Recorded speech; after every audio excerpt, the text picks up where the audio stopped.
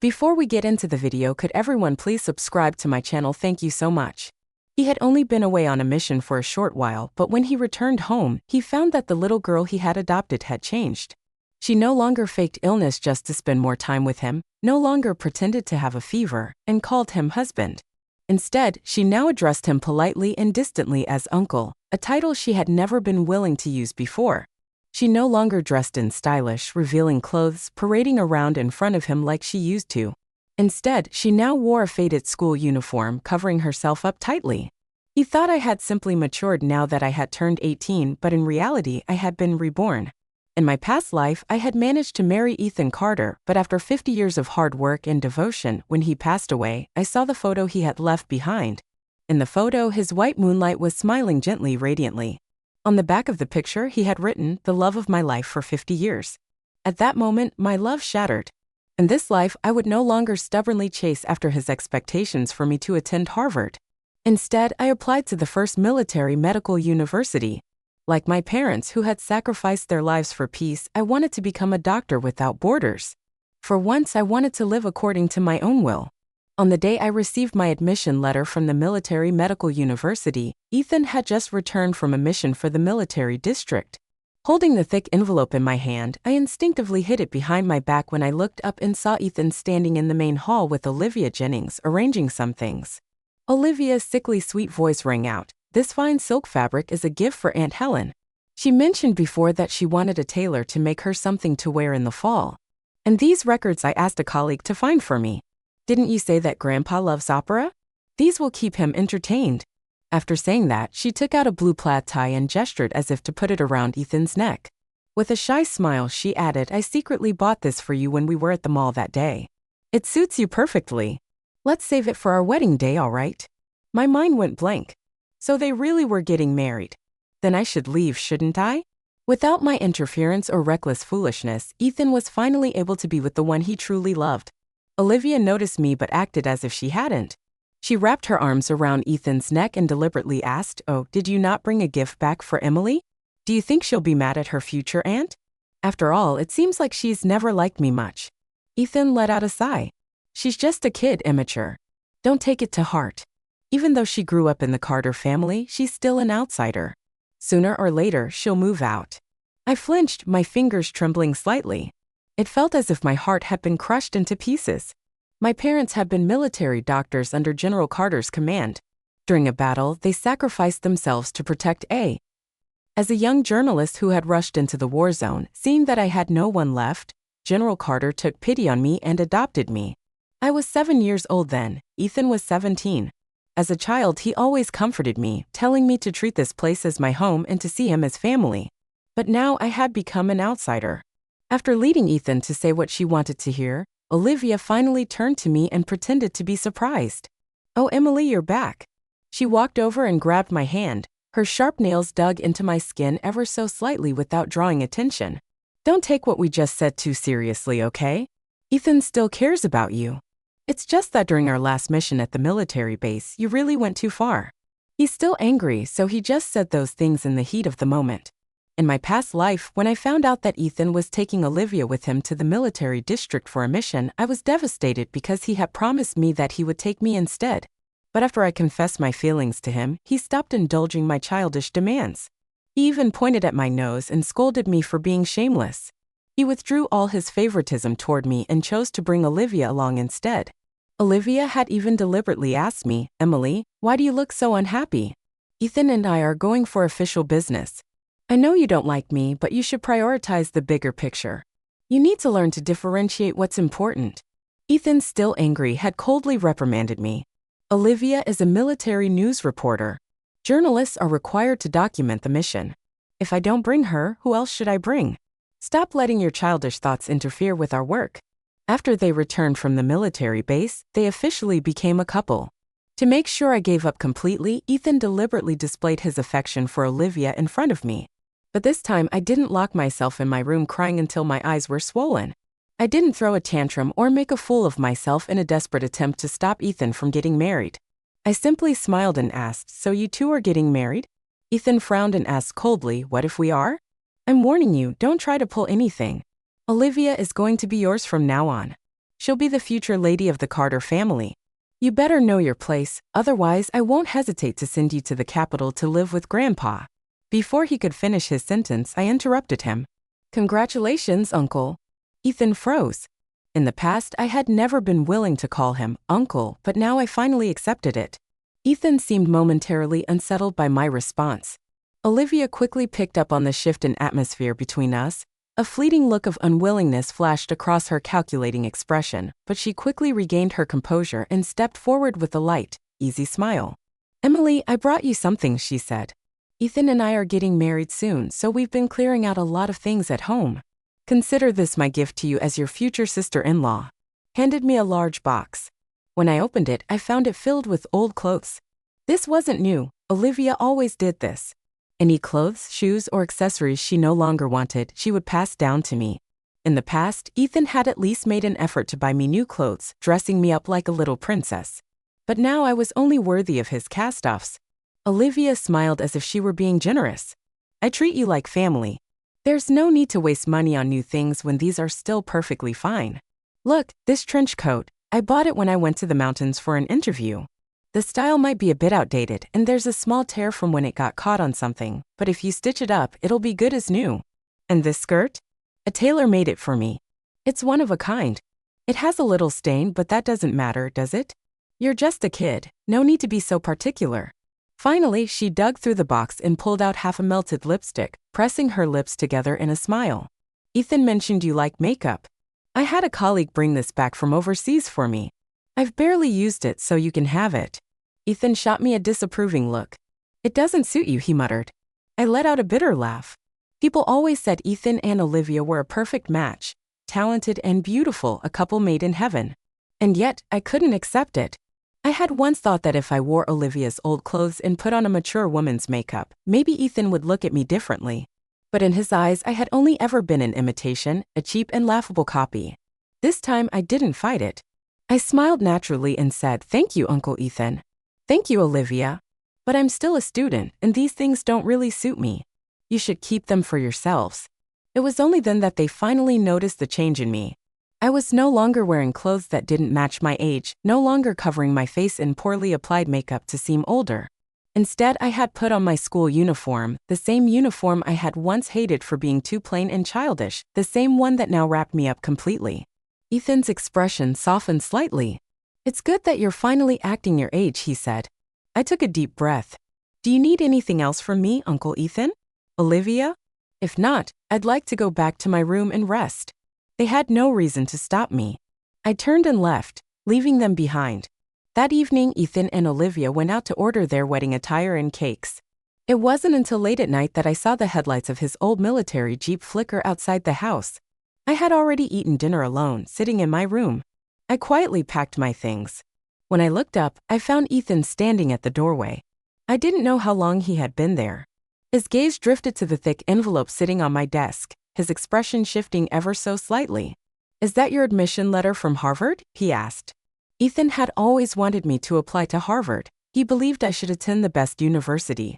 In my previous life, I had done everything to meet his expectations. I had studied endlessly, pushing myself to exhaustion, and finally, I had gotten in. I had followed his wishes step by step, hoping it would bring me closer to him, but even then, I had never truly won his heart. In this life, I had chosen a different path, but I didn't tell him the truth. I simply nodded and said yes. It arrived yesterday. For the first time in a long while, Ethan smiled. "You should go to the capital and tell Grandpa the good news. Since Olivia and I are busy preparing for the wedding, we won't have time to look after you." I gave a quiet nod. All right. The military medical university started its semester earlier than most schools. I had been wondering how I would slip away without him noticing, but since he was sending me away himself, I no longer needed an excuse. Ethan hesitated for a moment before asking, "Do you need me to assign a security officer to take you there?" I shook my head. "No need. Then go to the train station tomorrow by yourself.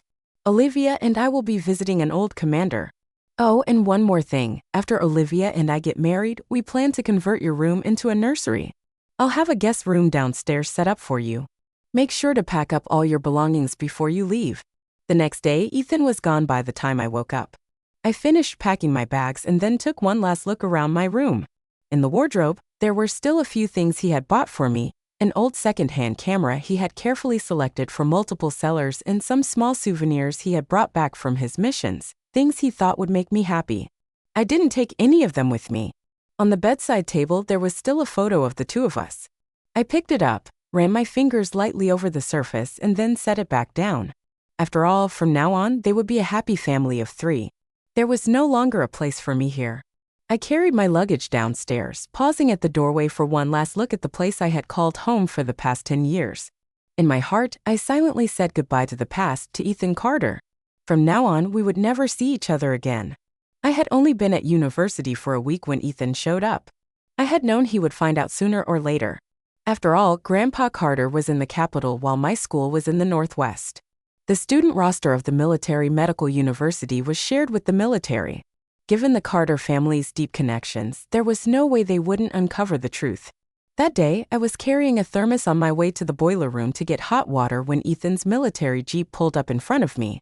The moment he stepped out, he immediately confronted me. "Who told you to apply to the Military Medical University? Didn't I tell you to apply to Harvard?" Trailing behind him was Olivia Jennings, clinging to his arm as she added in a deliberately sweet but sharp voice, "Emily, you're being so immature. Ethan and I went through so much trouble to plan a future for you. If you resent us, fine, but how could you gamble with your own future?" I met Ethan's gaze steadily and said, "I'm not gambling with my future. This is what I want to do." But he didn't care about what I wanted. He spoke in the same commanding tone he always used, as if his word was final. "Where's your dorm? Pack your things and withdraw from school. You can retake the entrance exam next year." Hearing those words again brought back memories of my past life. I had spent countless nights studying under dim lights, pushing myself to the brink of collapse just for a few words of approval from him. Now, standing here, I felt nothing but exhaustion. When I saw the security officer heading toward my dormitory, I instinctively stepped forward to block his way. For the first time, I called Ethan by his full name. "Ethan Carter," I said, looking directly at him. "What right do you have to interfere in my life? Are you speaking as an outsider, an uncle in name only, or as the man I once foolishly loved?" The moment those words left my mouth, the unspoken tension between us finally broke. Ethan's face darkened, his fury barely contained. In his anger, he slapped me across the face. A ringing sound echoed in my ears, but my mind had never been clearer. That slap was a considerate repayment for the years he had raised me.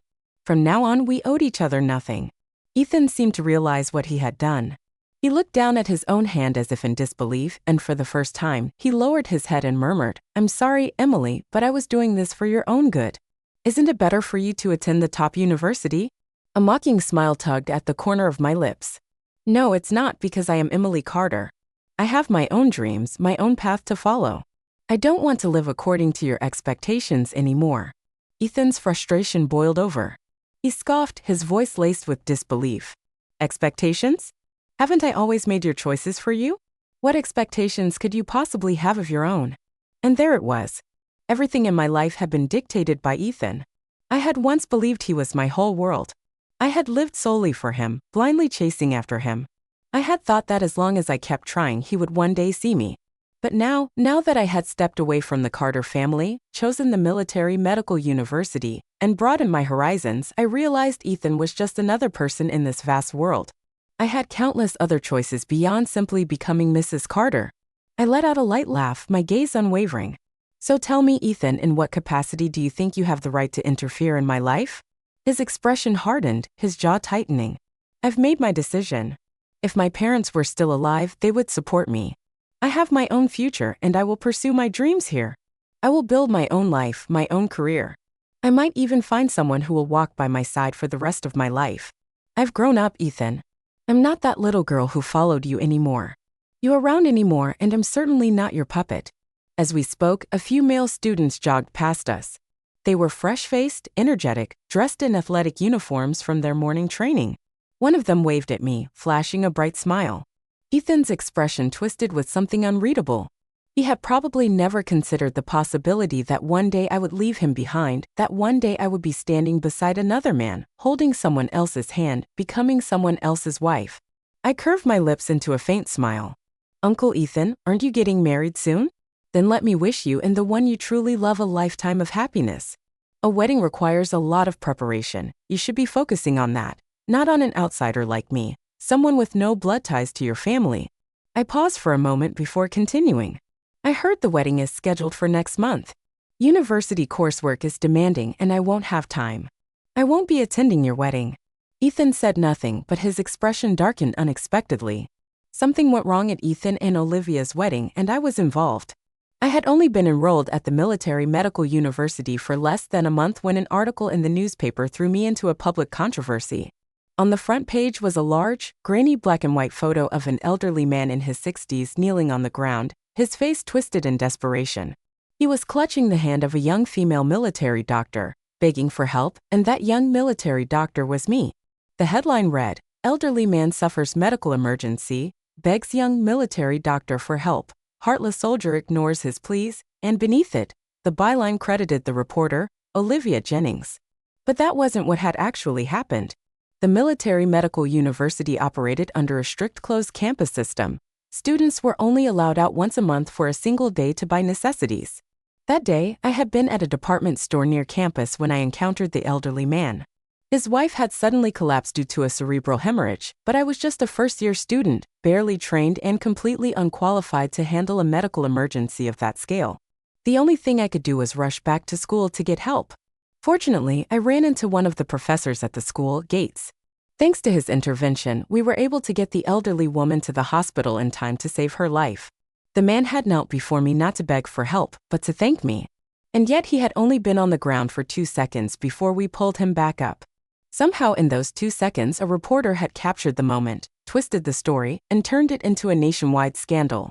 "Emily, we understand your situation, and we believe in your character and dedication to serving the people," my instructor said. "But the impact of this article has been terrible.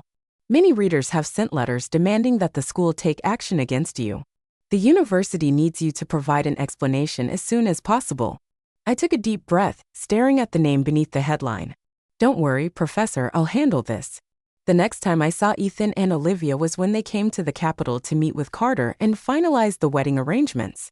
I walked straight up to Olivia and slammed the newspaper down in front of her, along with statements from the elderly couple and my professor clearing my name. Olivia's face stiffened, but she quickly forced a smile. "Oh, Emily, I'm so sorry. I didn't know you were the person in the photo. The picture was taken by one of my colleagues. I was just following his notes when I wrote the article." I raised an eyebrow. "Even strangers managed to figure out who I was from that blurry photo, and yet you, someone who knows me well, want me to believe you had no idea? Do you really think that excuse works?" She opened her mouth to say something, but I cut her off. "Is this what your newspaper does? Printing falsehoods without verifying the truth first? Do you journalists just sit in your offices making up stories instead of investigating?"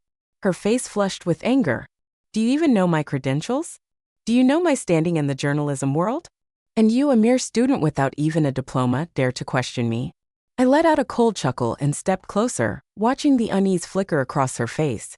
"Ethan once told me you were an exceptional woman, someone so outstanding that he forced me to retake my exams just so I could follow your path. But now I see that you're nothing special after all. Not only have you insulted my honor as a soldier, but you've also disgraced your profession as a journalist." She tried to protest, but I didn't give her a chance. "I'm not Ben-Eve, little girl you could manipulate anymore," I said, my voice steady. "Do you even understand the consequences of fabricating a story about a soldier? Do you know how serious of a crime it is to incite hostility between the military and civilians? If you don't want to end up in prison, you better write a retraction and issue a public apology. Otherwise, be prepared for what comes next." Olivia's eyes widened, her lips trembling as she whispered, "The news cycle will move on soon. This is just a small issue, it will all blow over in time. If I retract my article now, it will ruin my career." Just then, Ethan, who had remained silent, finally stepped forward, his face dark with displeasure. For a moment, I thought that as a fellow soldier he would stand by my side, that he would at least acknowledge my anger and support me in clearing my name. But instead, he frowned and said, "The article wasn't Olivia's fault. She was misled by a colleague. Why are you making such a big deal out of this? Olivia has worked hard to reach where she is today. Are you really going to destroy her career over something so trivial?" I felt my breath hitch, my chest tightening as tears stung my eyes. I wasn't sure whether I was more angry or disappointed, maybe both. I clenched my fists and forced my voice to stay steady. About me, Ethan. What about my future? I worked so hard to get into the military medical university. This isn't just my dream, it's my parents' legacy. And yet, because of a few careless words from her, my reputation has been completely ruined. Does that mean nothing to you? You can't even guarantee your own degree. Ethan stared at me for a long moment before finally speaking again. It would be even better if he just withdrew from the military medical university. If you retake the exams next year, you can still apply to Harvard. The words had barely left his mouth when a loud slap cut through the air. The entire room fell into stunned silence. Even I was momentarily frozen by my own action. Ethan's face bore the clear imprint of my palm, a bright red mark against his skin. He furrowed his brows, staring at me in disbelief as if he couldn't process what had just happened. It was Olivia who reacted first. She rushed forward, her voice shrill. "Emily, what are you doing? I know you're upset about my marriage to Ethan, and now that you've finally found something to use against me, you must be eager to step on me, right? But Ethan is your elder. The Carter family raised you. How could you treat him like this?" I let out a cold, mocking laugh. Do I owe the Carter family? I already repaid that debt in my past life, 50 years of devotion only to be cast aside. And let's not forget, my parents saved countless lives on the battlefield, including members of the Carter family. General Carter took me in not out of kindness, but out of gratitude and guilt. If anything, it's your family that owes mine. I turned my gaze back to Ethan. Olivia, you're wrong. Maybe I did love Ethan before, but not anymore. After what he just said, all I feel is disgust, the same way I feel about you. Ethan's eyes flickered slightly. I could see the tension in his expression as I continued, my voice steady. 10 years of love and resentment. Let's call it even today. From now on, Ethan, you and I are nothing to each other. The moment I turned to leave, Ethan instinctively grabbed my arm as if he wanted to say something, but before he could get a word out, I yanked my arm free. I gathered the necessary evidence and, in coordination with the university, submitted an official complaint to the newspaper leadership. They took the issue seriously, immediately retracting Olivia's article and publishing a week-long apology in the paper. Olivia faced severe disciplinary action because of the scandal's widespread damage and its impact on civilian-military relations. Her journalist credentials were revoked. When General Carter found out about the incident, he was furious. He firmly opposed Ethan and Olivia's wedding. I later heard that the day I left the Carter family, General Carter had just returned home only to beat Ethan so severely with a belt that his skin was bruised and torn. And just like that, Ethan and I were completely severed from each other. After 12 months, war broke out. Ethan was critically wounded with the worsening battle conditions. The frontline students from the military medical university were deployed to the field hospitals. While we weren't experienced enough to perform major surgeries, we could still assist with basic wound care and bandaging. Rumors spread quickly. I overheard someone say, "I heard General Carter lost a leg in an explosion. They couldn't stop the bleeding when he was brought in." Some of my classmates who knew my history with Ethan hesitated before approaching me. "Emily, do you want to go check on General Carter?" I continued wrapping a soldier's wound, my expression unreadable. "I don't have time. That's the critical injury ward. We wouldn't be of any use there." In my past life, when I heard Ethan had gone to war, I had been reckless and impulsive. Still a university student at the time, I had rushed to find him without a second thought. On the battlefield, a grenade had exploded between us. My ears had gone deaf from the blast. Ethan, feeling responsible for what had happened, had been forced into marriage with me under General Carter's pressure. Meanwhile, Olivia, after waiting for him for years without results, had finally given up and left the country with a foreign man. Back then, I had thought that without my interference, without my desperate foolish love in this life, Ethan should have been able to be with the one he truly loved, his white moonlight. But after all the twists and turns, this was the ending he was left with. I saw him again 2 months later. By then, his condition had improved significantly, and he had been transferred to a regular hospital room for recovery. However, his left leg had been amputated. He could never serve as a soldier again. This loss hit him hard. For days, he lashed out at everyone. The hospital staff avoided his room whenever possible, terrified of upsetting him. No one dared to leave anything near his bedside, let alone linger for too long. That day, it was finally my turn to care for him. The moment I stepped into the room, Ethan froze. His face was pale, his lips trembling slightly. I acted as if I didn't know him. I went through the standard procedure, changing his bandages, treating his wounds, completing my task with clinical precision. When I was done, I turned to leave without a single word. Emily, he called my name. I stopped. Through the mask covering my face, only my cold gaze was visible as I turned back to look at him. A bitter chuckle escaped his lips. You've changed so much. I had changed after joining the military medical university, following in my parents' footsteps. I had come to truly understand what I wanted, to grasp who I was meant to be. Every day, I faced life and death. I had crawled through the wreckage of war, survived amidst gunfire and bloodshed. I was no longer the little girl who hid behind him, who saw nothing beyond love, who only had eyes for him. I looked at him calmly. Do you need anything else? I have other patients to tend to. His voice was hoarse, filled with exhaustion. Emily, do you still refuse to forgive me? Ethan was wrong because in the world of adults, forgiveness didn't matter. I had simply grown up. I had come to understand so many things. But there was still something I couldn't figure out. The battlefield in my past life had never been this brutal. What had changed? Where had things gone wrong? The answer came soon enough. The military issued a statement revealing the truth behind this war. Our army had suffered such heavy losses because someone had leaked classified military intelligence, and among the names on the list of traitors was Olivia Jennings, along with several of her colleagues. Everything suddenly made sense. Olivia had used her role as a journalist to get close to the Carter family, to Ethan, to gather military secrets. In my past life, I had constantly been wary of her, always keeping my guard up, making it difficult for her to obtain information from Ethan. That must have caused problems in their plans. After I returned from the battlefield, Ethan, under immense pressure, had been forced to marry me, cutting off all of Olivia's opportunities and ending her mission prematurely. So she hadn't left the country out of heartbreak. She had fled to avoid being exposed.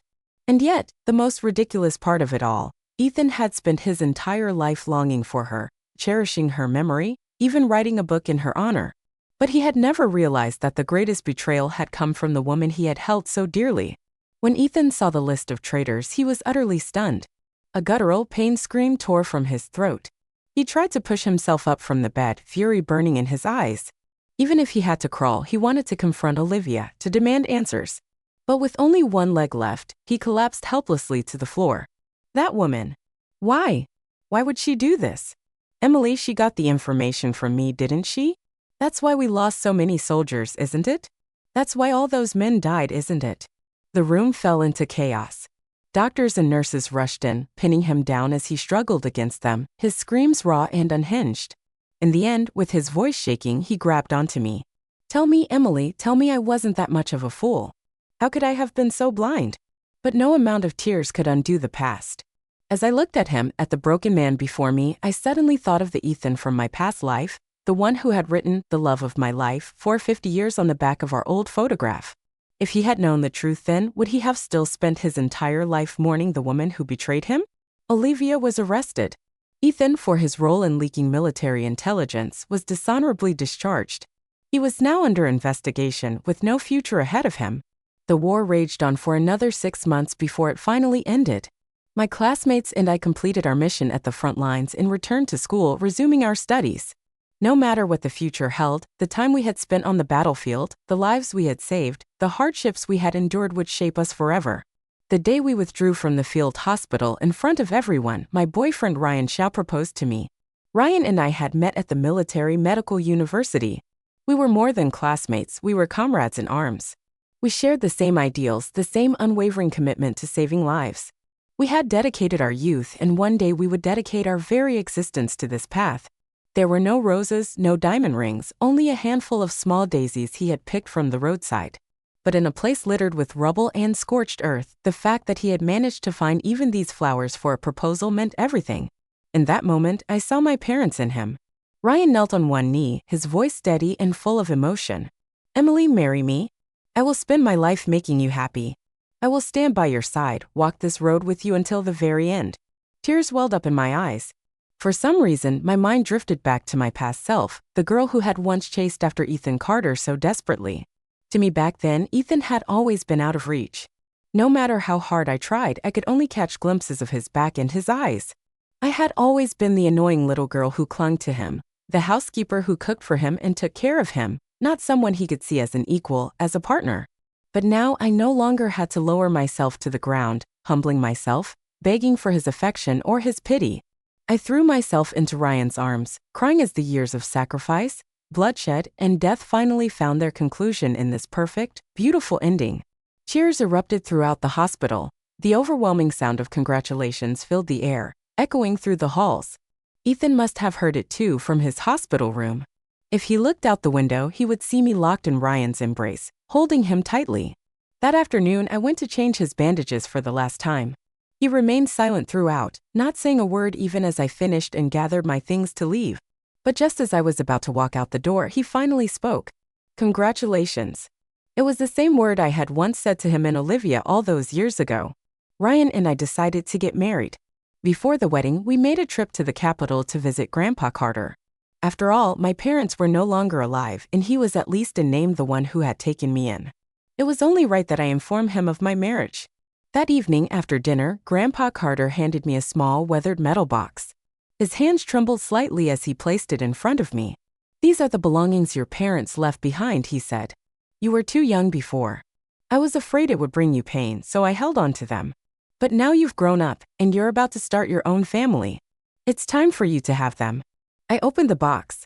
Inside were photographs of my biological parents, their identification documents, and an old yellowed newspaper clipping. As I traced the faded ink with my fingers, my heart pounded. Something about the article felt eerie. Following the clues from the news piece, I began investigating, and that was when I uncovered the truth. The journalist responsible for my parents' deaths on the battlefield was Olivia Jennings. Back then, she had only been a fresh graduate, a mere intern at a newspaper agency. In her desperation to prove herself, she had recklessly ventured into the war zone, disregarding all warnings.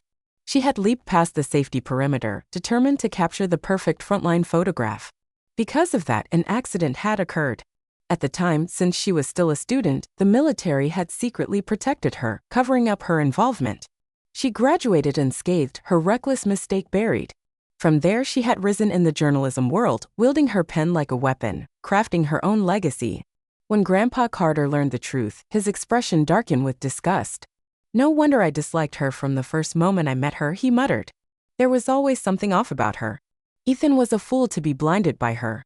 The military had finalized its judgment. Ethan, though he had unintentionally leaked classified information, had his battlefield achievements taken into account. His war merits balanced out his crime, sparing him from severe punishment. But his military rank, his title, his entire career, everything was stripped away. For a man like Ethan, this was a fate worse than death. He locked himself away, barely leaving his room, hiding in the shadows like a rat in the sewers. On the day of my wedding to Ryan, he finally emerged. Leaning on a crutch, he stood at a distance, watching. Leaning on a steel cane, he walked toward me step by step and handed me a wedding gift. I recognized it immediately. It was his mother's bracelet, the Carter family heirloom. In my past life, even after 50 years of taking care of him, he had never given it to me. I had always known that it was meant for Olivia, but now of all times he was offering it to me. His hair had turned gray, his eyes bloodshot. The one handsome face that had captivated so many had aged decades in just a few years. But when he looked at me, there was still a faint glimmer in his gaze, as if he had finally found some clarity in his chaotic world. I shook my head and gently pushed the bracelet back into his hands.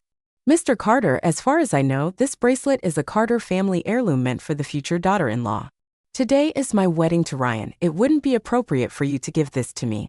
The light in his eyes dimmed instantly. A bitter, self-deprecating smile replaced it. His lips moved slightly before he murmured, "You're right." Then, before the wedding reception even ended, he left. Not long after, I received news of his suicide. In this life, he never became the revered general who spent his old age reminiscing about his lost love. Instead, he became a man blinded by emotions and deception, a man who betrayed his comrades, whose name became one of shame. He spent his final days drowning in guilt and regret. Damnation, unable to bear the weight of his own mistakes. But I remained steadfast on the path I had chosen, with the person I loved by my side. I would dedicate my life to something far greater than a fleeting, misguided love.